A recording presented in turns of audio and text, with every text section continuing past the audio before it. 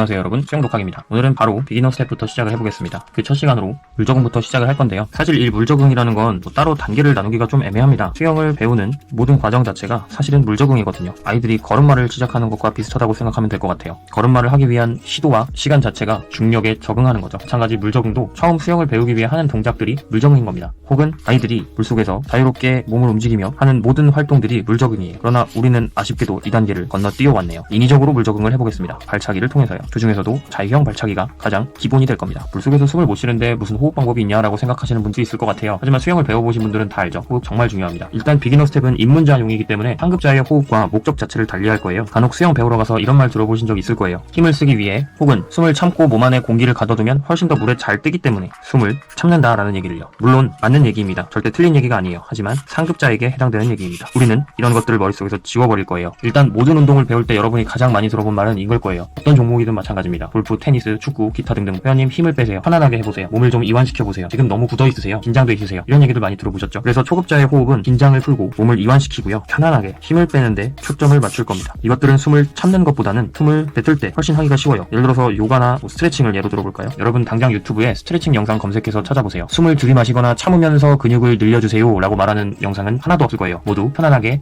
숨을 내뱉으면서 몸을 이완시키라고 얘기를 할 겁니다. 그래서 일단 우리는 들숨이나 숨을 참는 것보다는 날숨에 초점을 맞출 거고요. 코와 입을 동시에 사용해 줄 겁니다. 일단 편의를 위해서 이 네 가지를 소리로 나타내 볼게요. 입을 다물고 코로 숨을 내뱉는 걸 이라고 할 거고요. 하면서 발음 소리를 내시면 됩니다. 입으로 숨을 뱉는 걸 한숨 쉬듯이 하고 뱉는다고 표현할 거예요. 코로 숨을 마시는 건 뭐 이런 식이겠죠. 그래서 저는 킁이라고 표현하겠습니다. 마지막으로 입으로 숨을 들이마시는 건 하고 크게 빠르게 숨을 마시는 거겠죠. 이건 하. 자, 이 킁과 하는 킁, 하 하면서 내뱉는 말하는 소리가 아니고요.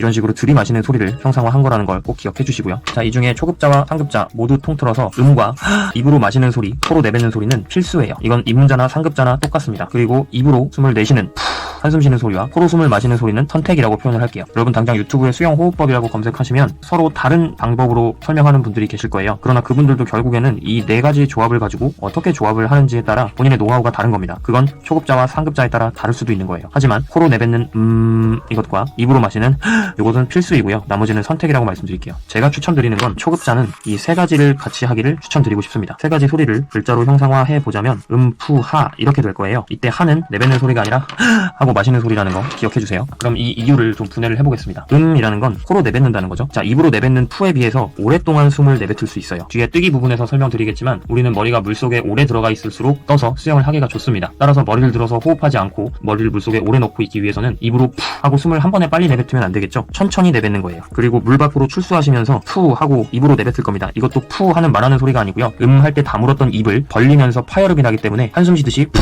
이런 소리가 나게 됩니다. 이 단계의 포커스는 긴장을 푸는 거예요. 한숨 쉬듯 숨을 내뱉으면서 몸을 이완시키는 겁니다. 편안하게 다 뱉기입니다. 실제로 해보시면 아시겠지만 이렇게 하는 것보다는 한숨 쉬듯 뱉어주시고 다시 마셔주는 게 훨씬 더 숨이 덜 차다고 느낄 거예요. 왜냐하면 우리가 한번 들이마신 숨은 심장이 뛸 때마다 산소 농도는 낮아지고 이산화탄소 농도가 짙어지기 때문입니다. 우리가 호흡 욕구를 느끼는 거는 산소가 줄어들 때도 있지만 이산화탄소가 높아질 때도 호흡 욕구를 느껴요. 그래서 내가 한번 숨을 들이마시고 나서 다음번 숨을 들이마시기 직전의 호흡은 이산화탄소가 높을 것이므로 다 뱉어주는 게 훨씬 좋습니다. 자, 그리고 나면 물 밖에 나왔고요. 숨을 계속 뱉기만 했으니 마셔줘야겠죠. 하 하고 말하는 내뱉는 소리가 아니라 이런 소리는 기도막이 열리는 소리라고 해요. 한 번에 짧고 빠르게 많은 양의 숨을 마셔주기 때문에 기도가 열리는 소리인 거죠. 이것은 되도록이면 크고 빠르게 해줍니다. 마찬가지 뜨기 단계에서 설명드리겠지만 머리를 들고 있는 시간은 적을수록 좋기 때문에 빠르게 머리를 숙이고 들어가는 거예요. 분해를 해보자면 푸는 날숨입니다. 그러나 푸 하면서 뱉고 들이마시는 두 동작은 물 밖에서 한다는 점에서 같아요. 그래서 결국 푸 중에서는 밖에서는 푸하 하게 되겠죠. 이때 머리를 오래 숙이고 있으면 좋기 때문에 은 3초 정도, 푸하는 두 개를 합쳐서 1초 만에 해주는 연습을 할 겁니다. 그래서 선생님들이 이야기할 때 푸라고 표현하기 어렵잖아요. 그래서 저처럼 푸하라고 말하게 되고요. 푸하 하다 빠르게 하다 보니 파처럼 들리는 겁니다. 그래서 우리가 흔히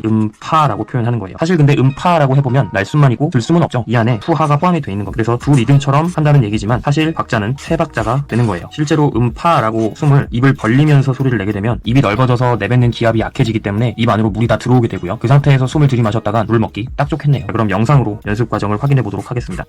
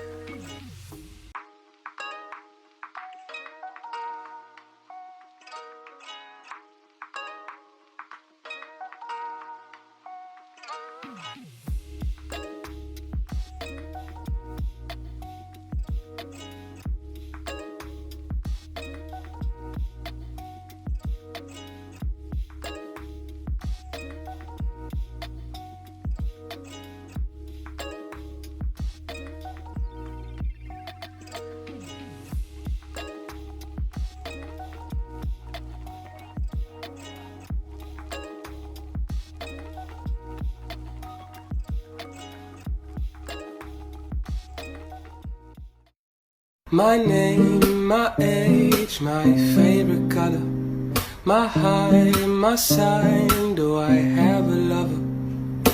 What's my nationality?